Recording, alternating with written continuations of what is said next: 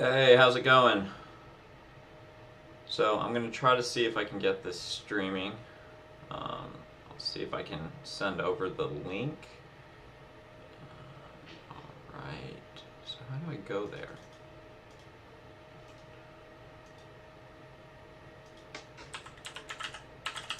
I'm gonna get the link really quick and send it out for you guys really quick. Um, Hopefully you don't have to hear this, but anyways, sending this over in the Discord.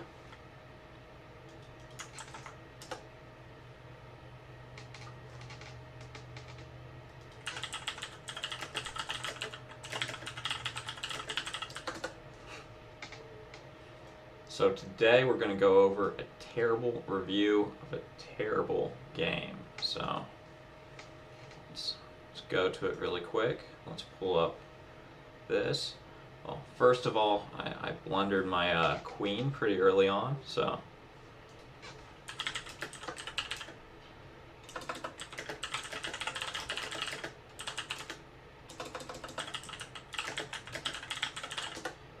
anyways, I'm going to actually try to increase this size a little bit for some commentary before. Let's see if we can make the window a little better. I'll see if we can just do full screen on this. That looks better. Alright, so I'll just put it on a stream.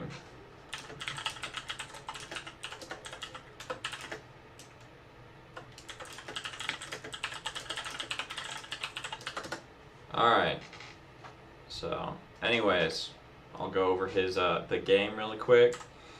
So C4, he did the English. You can probably read that here.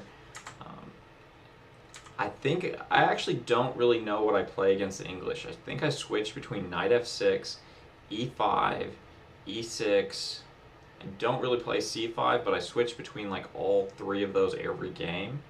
So my repertoire versus the English is terrible. As you'll kind of see from this game, he did knight c3. I don't even know why. I think I was trying to transition to the knight c3 London, not London, but the knight c3 d4 opening, which he did. But I don't really know what I'm doing. So, anyways, what we kind of have here is he has knight f3, and I guess that's considered a inaccuracy, but it goes from. I wonder how many Masters games have knight f3 there. Let's see. Oh, very few. So if we were good, we wouldn't have played that to begin with. But he did knight f3, and I don't really know what I'm doing, so I do the wonderful a6.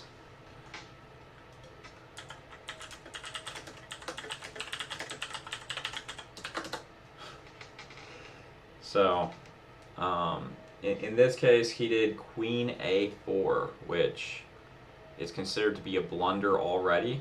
And I thought about b5, and then I thought, hey, he's going to just take with the knight, then I do this, and he's going to go there.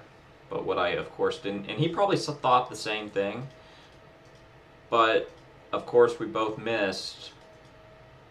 We do that.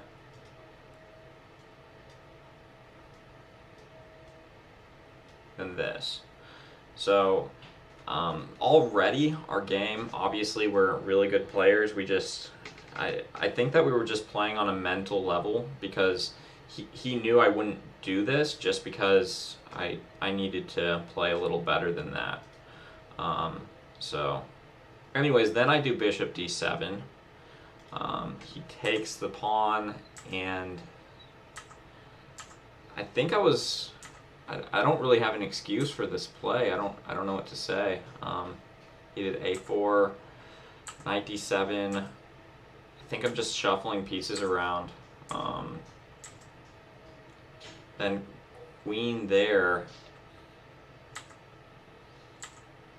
and it's +7 right now. So I guess I did queen d6. I think I even blundered the queen at this point, and he allowed me a take back.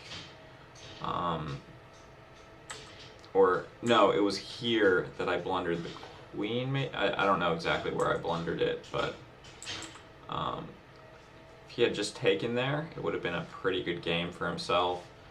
I guess let's look at bishop takes on c6. Takes. Pawn takes. What's the follow-up?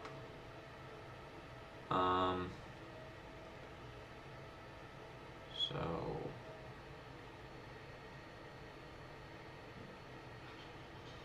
maybe then bishop f4,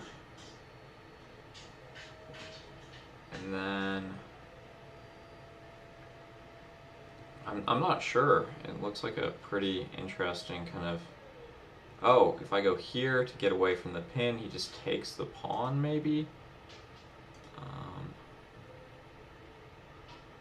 Let's see if that's even right. So I was thinking of doing c5 here, but let's see how the computer would respond. Knight takes on f7, queen takes here, and then he gets a free rook. So obviously we both missed that. Continued the game, and it's a little bit better for me, but he's still winning by quite a bit. f4. Why is f4 so... Oh, I guess rook g8. Oh, this looks kind of dangerous with the knight attacking here. Possibly doing this. Yeah, it's definitely a difficult position for white. I mean, they're still winning, but bishop g5 was terrible. He played the wonderful queen f3. In this position, I didn't really know how to defend the f7 square, so I did f5 to... I didn't see queen h5. If I had, I might not have played it, but there's not really any options for black there. And in this position, I just resigned. So definitely a really good game played by the chess chaser. So thank you for the game. I got absolutely crushed. Let's go to the other game I played. I don't really have much on the English opening, but I'll go over the, oh, we did it in rapid. So a little bit on the, I guess this was,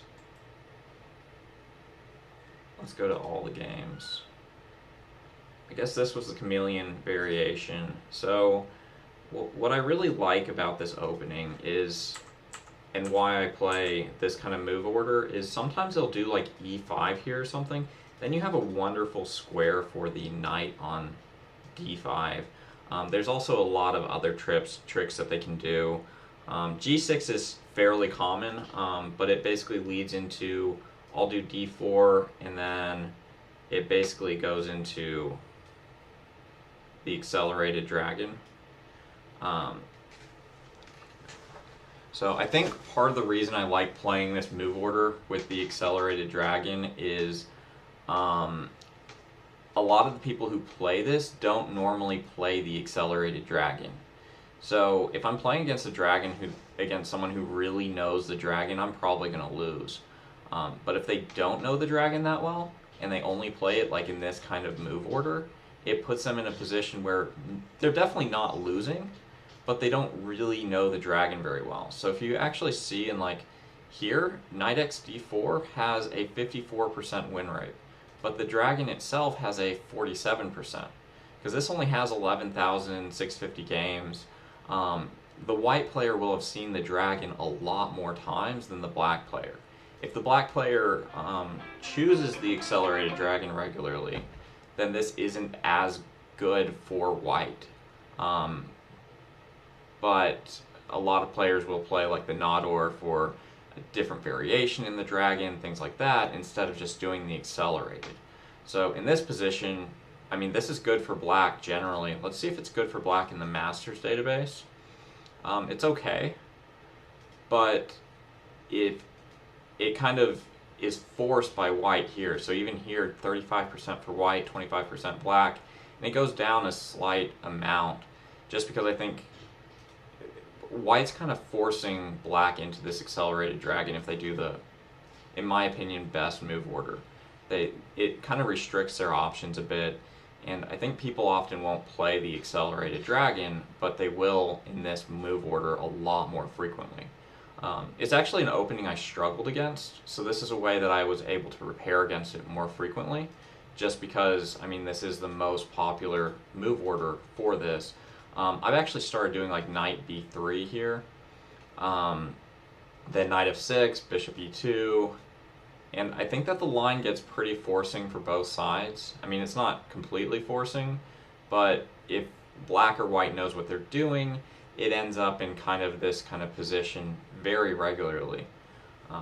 So that's kind of why I do the chameleon variation, just because I think it actually restricts the number of moves that black will normally do here. There are a lot of good moves, but it lets white stay very, very flexible. So if they do e6, I think we just push d4. If they actually do d6, we do g3. And in general, we just do d4. It looks like d4 is good as well, so I don't know why I did g3 there. Maybe I should have just done d4. But I felt like this transposes into a common kind of the Nahdorf here if they do a6. Well, maybe not the Nahdorf because they have the knight on c6. So maybe I should have done d4 there instead of g3. But I thought my move order suggested doing this, but it doesn't look like that would have been right because I do it based on kind of computer eval and opening percent, and it looks like d4 is better in both regards, at least after d6. Maybe I do g3 after e6 here. I think that's the case. g4 looks interesting too, but anyways, back to the game. I probably went over too much stuff on that, but you can kind of do knight f6, which, I mean, knight f6 isn't a bad move. I did bishop g2. e5, I really like putting my knight here, and I'm not saying necessarily that this is a bad move by e5 at all. It looks like it's actually pretty decent, and it seems like knight d5 is actually not as well evaluated as doing like castles, but I really like the knight here, and I think that he probably should have just captured the knight. Captures back, and then knight d4 or something, or I guess knight e7 even, and then I'd probably do c4.